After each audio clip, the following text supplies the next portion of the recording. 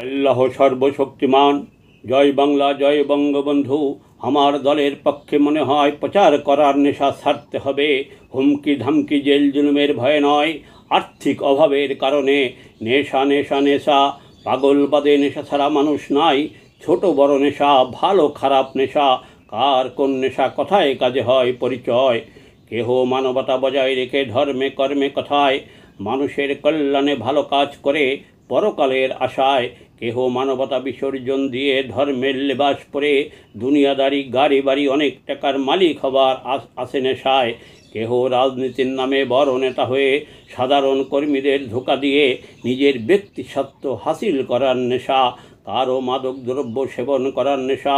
মানুষের আছে অনেক রকম নেশা। বর্তমানে মনে হয় উঠে পড়ে লেগেছে সাজানো গোছানো বাংলাদেশ শেষ করার নেশায়। দেশের জনসংখ্যা হিসাবে তাদের সংখ্যা বেশি নয়। যার যে নেশা আছে তাহা করিতে না পারিলে তার মনের সুখ শান্তি হারিয়ে যায়, এই কথা মিথ্যা নয়। আওয়ামী লীগের এমপি মন্ত্রী নেতা নেত্রী যাদের পদ পদবি বেচে বিভিন্ন তদবির করে ছিল অবৈধ টাকা কামানো নেশা, তাহা বন্ধ হয় তাদের মনে আর সুখ শান্তি নাই।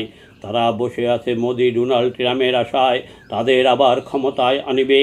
তাদের নেশা আবার জাগ্রত হবে।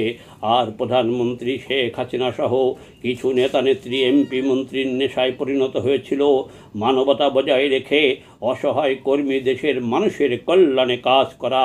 তাহা কয় মাস করতে না পেরে তাদের মনের সুখ শান্তি বর্তমানে নাই।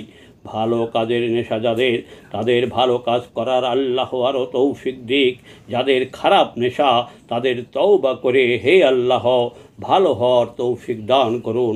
আমাকে বঙ্গবন্ধুর আদর্শের কথা কবিতা প্রচার করার নেশা ধরিয়ে দিয়ে গেছে আমার জন্মদাতা পিতায়। তার প্রতি সম্মান দেখাতে যেয়ে এক সেনা অফিসার বঙ্গবন্ধুকে নিয়ে বাজে কথা কয়।